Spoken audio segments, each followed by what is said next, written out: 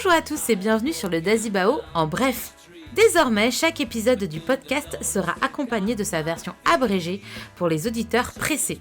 En moins de 30 minutes, mes invités se prêteront à l'exercice compliqué du résumé et de la concision.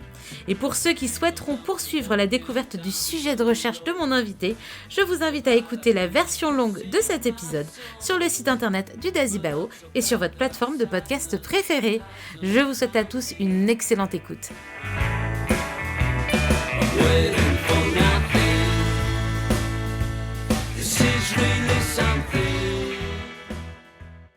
Bonjour à tous et bienvenue au Dazibao en bref. Aujourd'hui, je suis très heureuse d'accueillir Ariane Grenet. Bonjour Ariane. Bonjour.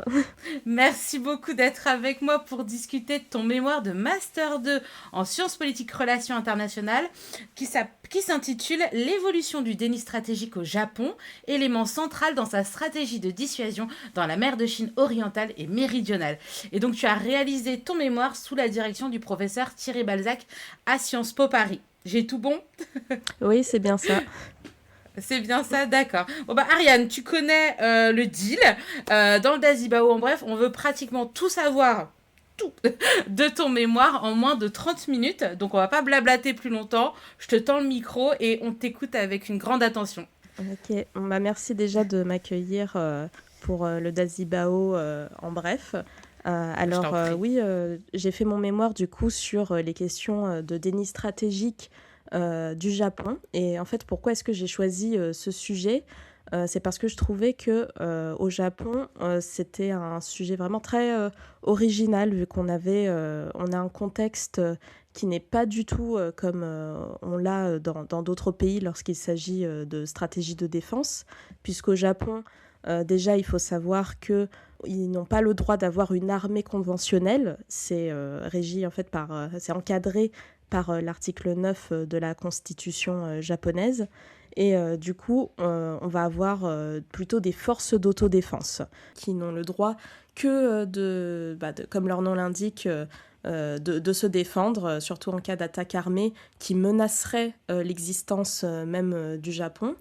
Et on a vraiment ce contexte du coup qui limite forcément les capacités d'action que peut mettre en place le Japon face à ces menaces environnementales, c'est-à-dire dans l'environnement de sécurité du Japon, puisqu'il faut savoir que ces dernières années, on a une montée en puissance de la Chine qui veut vraiment en fait s'imposer dans l'espace Indo-Pacifique et notamment dans la mer de Chine orientale et méridionale, du coup qui se situe au sud-ouest du Japon.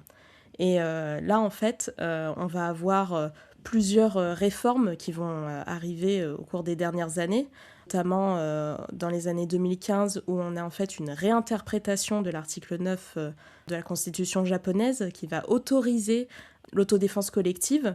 Du coup, le principe, c'est que si un État s'attaque à un État allié du Japon, entre parenthèses, surtout les États-Unis, le Japon va pouvoir intervenir et défendre son très cher allié. Ce qui est vraiment intéressant dans ce cadre-là, c'est surtout de voir comment est-ce que le Japon arrive à mettre en place une stratégie sans totalement dépendre de l'aide américaine. Pour avoir sa stratégie de défense, le Japon, de base, il se repose surtout sur son alliance avec les États-Unis. Là, en fait, dans mon mémoire, je voulais vraiment voir comment est-ce que le Japon arrivait à mettre en place sa propre stratégie de défense, notamment de dissuasion. Pour cela, je pense que quelques définitions sont de mise, puisque je parle de déni stratégique. Après, quand on entend ça, on ne sait pas forcément de quoi il est question. Et pour cela, j'ai envie un peu de définir en fait quelles sont en fait les stratégies de dissuasion. Parce que lors du débat académique, on a vraiment deux grandes branches qui se séparent. On a d'un côté la dissuasion par punition. C'est ce qu'on pense lorsque on a en tête l'image de l'arme nucléaire, c'est-à-dire que si un État nous attaque, et on va lui dire si tu nous attaques, nous on peut utiliser l'arme nucléaire potentiellement. Fais gaffe à toi quoi. C'est ça. Alors que ça va être vraiment dans une logique de dissuasion par représailles. Et d'un autre côté, moi, ce dont je traite, c'est la dissuasion par déni. Et son principe, en fait, c'est d'empêcher un adversaire d'atteindre ses objectifs en augmentant ses coûts, mais aussi en réduisant ses bénéfices. Autrement dit, si par exemple on aurait la Chine qui décide de lancer un missile sur le Japon, ce que le Japon va faire, c'est qu'il va arrêter ce missile en plein vol. Et du coup, à ce moment-là, la Chine, elle va se dire, bah ça sert à rien en fait que je dépense mon argent, mon énergie pour attaquer le Japon si au final il n'y a pas de débat vu que les missiles sont attaqués. Et en fait, c'est très intéressant parce que c'est une stratégie qui est très efficace pour les puissances moyennes, en termes militaires comme l'est le Japon, parce que ça leur permet en fait de se préparer à une potentielle invasion tout en restant d'une certaine manière pacifique. Et aussi, j'aimerais aussi ajouter une petite nuance, parce que là, je parle surtout de la stratégie de dissuasion par déni en tant que concept de stratégie, mais d'un autre côté, on a le déni stratégique qui, lui, est purement opérationnel et militaire. Du coup, c'est pour reprendre l'exemple purement militaire du missile qui va être arrêté par un autre missile, par exemple. Et du coup, lorsque je parle dans mon mémoire de ce déni stratégique, en fait, ça va m'amener à la problématique suivante. Quelle est la place du déni stratégique dans la construction de la stratégie de dissuasion au Japon ? Pour cela, d'abord, j'essaie de faire une première partie où j'essaie d'expliquer tout le contexte historique de la posture japonaise. Il faut savoir que après la Seconde Guerre mondiale, le Japon est perdant et il est sous occupation américaine. Les États-Unis vont avoir un rôle à jouer lorsque le Japon va rédiger sa constitution, et notamment son article 9. Et le Japon finit par devenir indépendant en 1952. À ce moment-là, le Japon commence à réfléchir à comment est-ce qu'il va produire sa stratégie de défense, mais aussi sa stratégie de diplomatie étrangère. C'est là qu'intervient un acteur central lorsqu'on pense à la politique étrangère du Japon, c'est l'ancien Premier ministre Yoshida, qui va permettre de mettre en place sa doctrine, où le but, c'est vraiment de faire en sorte que le Japon devienne un pays contributeur de la paix dans le système international. Et à ce moment-là, en fait, il va aussi créer en 1954 les forces d'autodéfense. Et à ce moment-là, il n'y a pas en fait de ministère de la Défense, il y a seulement une agence de la Défense qui est sous contrôle direct du Premier ministre. Du coup, on est dans un cas de contrôle civil assez rigoureux. Et on va vraiment avoir toute cette évolution en fait de la politique étrangère, mais aussi de défense au Japon au fur et à mesure que les premiers ministres s'enchaînent. Ils sont d'ailleurs tous, pour la plupart, issus du même parti, le Parti libéral-démocrate, qui est plutôt un parti de centre-droite. Et on va aussi avoir pas mal d'évolutions au niveau de ce qu'est les notions de normalité et d'anormalité au Japon. Lorsqu'on parle de normalité, typiquement, les chercheurs ils définissent ça comme un État qui a en fait le pouvoir de mobiliser sa force armée à sa guise. En fait, c'est pas le cas du tout du Japon, qui est quand même assez restrictif à ce sujet. C'est mis en place en fait par plusieurs chercheurs, notamment constructivistes comme Peter Katzenstein notamment. Et on va avoir surtout du coup un débat autour de est-ce que le Japon devrait du coup retrouver sa normalité. Et c'est surtout à partir des années 90 où là on va avoir un véritable pivot de la part des politiques de défense japonaises. On va notamment avoir la loi qui autorise en fait l'envoi des forces d'autodéfense japonaises à l'étranger dans le cadre des missions de maintien de la paix de l'ONU. Et ça va vraiment être un moment clé dans la stratégie de défense japonaise qui, là, se met un peu en posture de « Ok, maintenant, on commence un peu à revenir dans le jeu des relations internationales, à pouvoir intervenir... La normalité.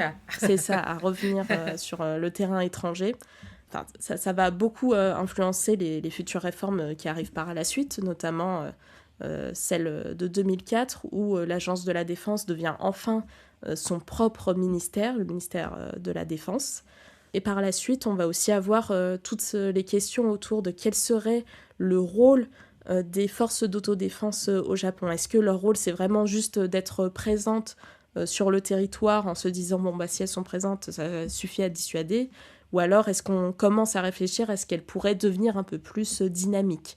On a surtout cette question au début des années 2010, lorsque la Chine commence en fait à faire comprendre qu'elle a des intentions d'être beaucoup plus proactive dans la mer de Chine orientale et méridionale. On va avoir de plus en plus de lois qui vont passer, notamment celles qui autorisent la vente d'armes à l'étranger. D'ailleurs, le Japon n'appelle pas ça la vente d'armes, ils appellent ça la vente d'équipements de défense. Vous allez voir dans le podcast on joue pas mal sur les mots lorsqu'on parle de la stratégie de défense au Japon pour justement essayer de pas contrer la loi, mais plutôt de trouver des loopholes un peu.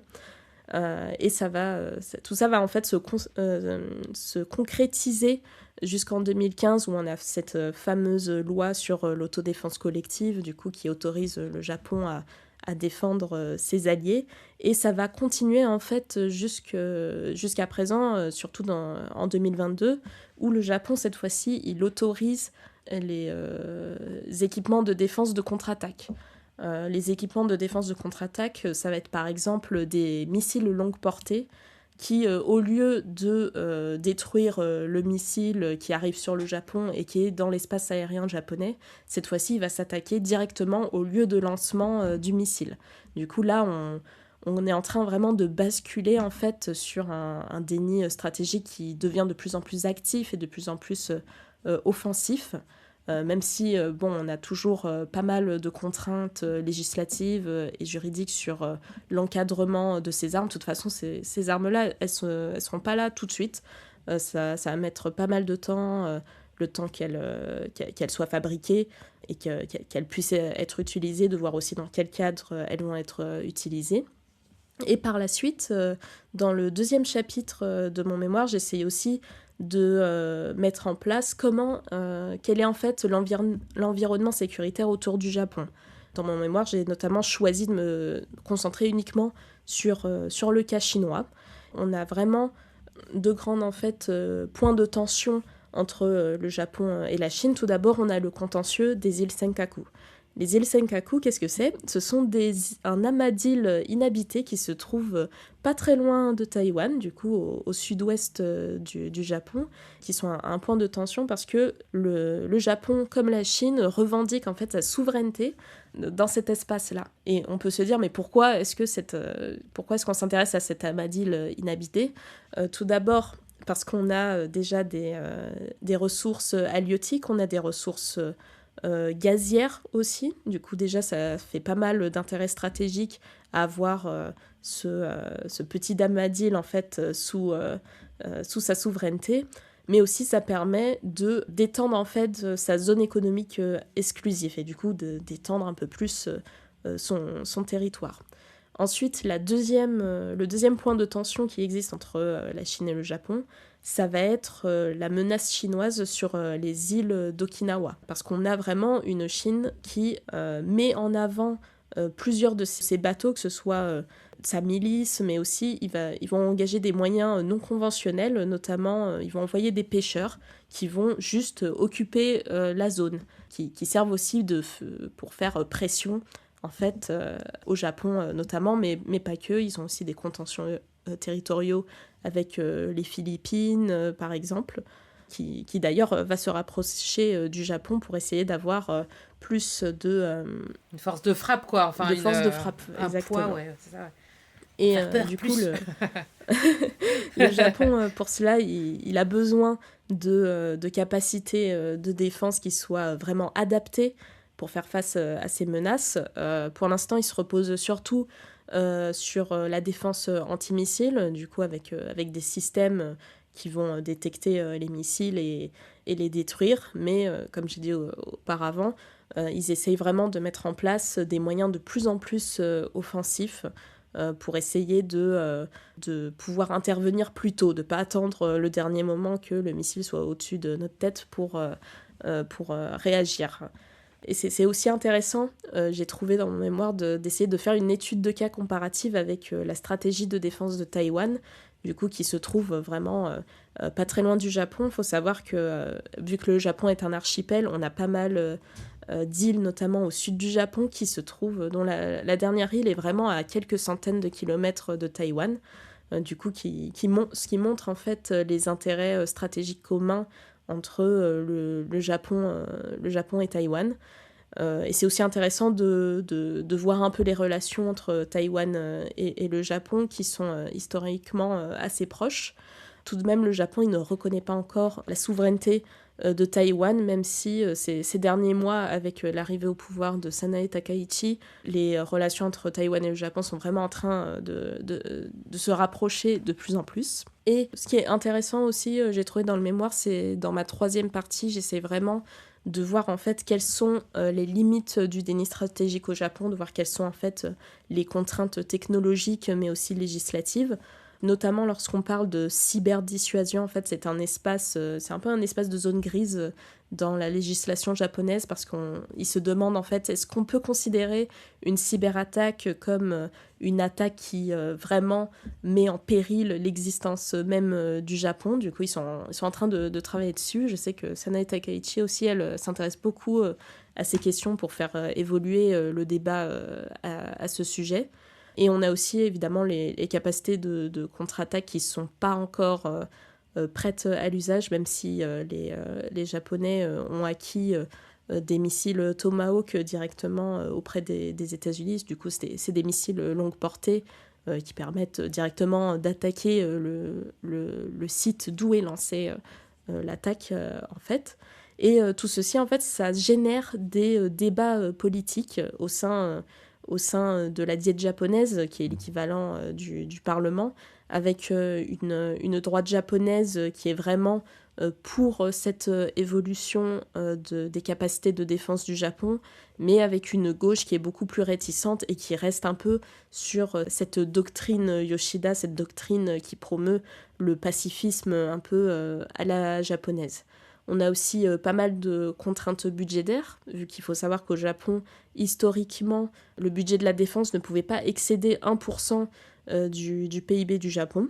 Maintenant, ils sont en train de faire en sorte que ça passe de 1 à 2%, du coup, de pouvoir doubler le budget. Petit à petit, voilà.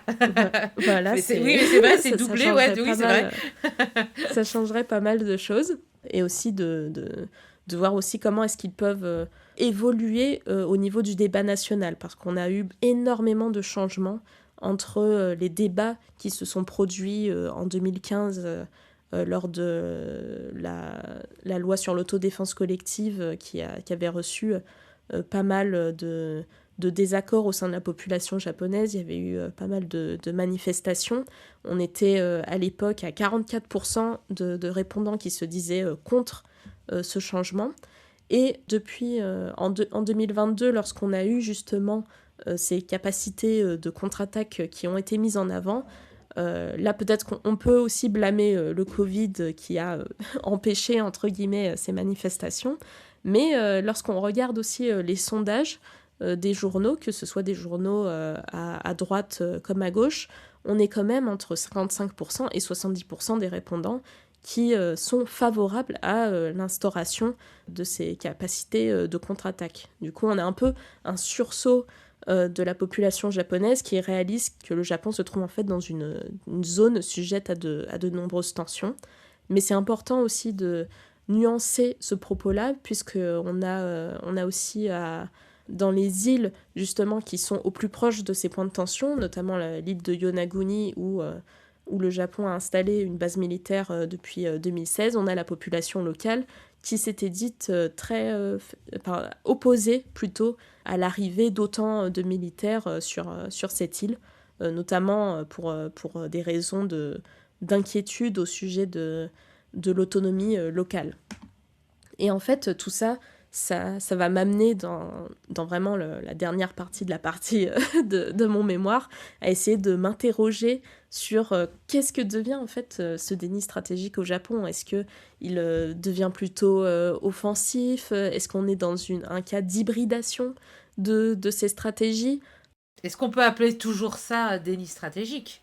C'est encore, je pense que c'est encore valable, vu que ses capacités sont pas encore mises en place. Ouais, du coup, mais dans l'idée, aller exactement. détruire sur le territoire de ton ennemi, c'est comme un peu une attaque, même si le missile t'était destiné. Bon, voilà, on peut débattre. Le débat est ouvert. Exactement. Mais oui, pour l'instant, on est vraiment dans cette idée d'essayer de faire une transition, en fait. Une transition douce mais certaine, pour essayer d'avoir aussi plus d'autonomie vis-à-vis de l'alliance entre le Japon et les États-Unis.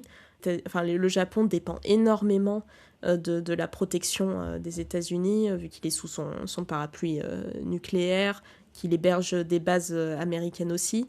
Et pour cela, le Japon, il va aussi essayer de diversifier ses partenariats dans l'Indo-Pacifique, avec notamment les Philippines, l'Australie, mais aussi l'Inde. Et du coup, essayer de faire plus d'exercices militaires pour renforcer la mobilité des forces, mais aussi l'interopérabilité. Et c'est vraiment intéressant de voir en fait de savoir en fait si le Japon réussira un jour à sortir de cette dépendance stratégique. C'est un débat qui est encore très vif dans le débat académique. Avec les différents chercheurs que j'ai interviewés, il y en a certains qui disent que c'est pas du tout possible. Il y en a d'autres qui disent que dans une certaine mesure, à long terme, ça pourrait être possible. Mais oui, du coup, c'est vraiment très intéressant d'essayer de voir en fait jusqu'où peut mener en fait cette stratégie de défense et notamment cette stratégie. On voit que oui, le Japon, il ne dévie pas totalement de ses pratiques de dissuasion. Il essaie plutôt en fait de s'adapter. En ouverture aussi, ce que je peux dire, c'est qu'on commence à s'interroger sur l'utilisation du nucléaire en fait à des fins de défense, parce que ça commence un peu à flotter dans l'air. Ce sera pas pour tout de suite, parce que le Japon est quand même le principe des les trois principes pour la non-utilisation du nucléaire. Mais ça commence à tout doucement rentrer dans le débat académique. Du coup, voilà pour la petite présentation de mon mémoire. Ok. Qu'est-ce que tu fais, Ariane, en ce moment, depuis la rédaction de ton mémoire? Est-ce que tu continues dans la recherche ou est-ce que tu es rentrée dans la vie civile, on va dire? Alors pour l'instant, je rédige des articles pour un journal étudiant, mais je vais bientôt commencer un contrat armée jeunesse pour être assistante de recherche à l'IRSEM. Du coup, c'est trop chouette. Voilà, l'institut de recherche de l'école, institut de recherche stratégique de l'école militaire. Ok, super. Et ben merci beaucoup, Ariane, pour cette présentation très efficace de ton mémoire. Et puis je te dis à très bientôt. Merci, à très bientôt. Bye bye.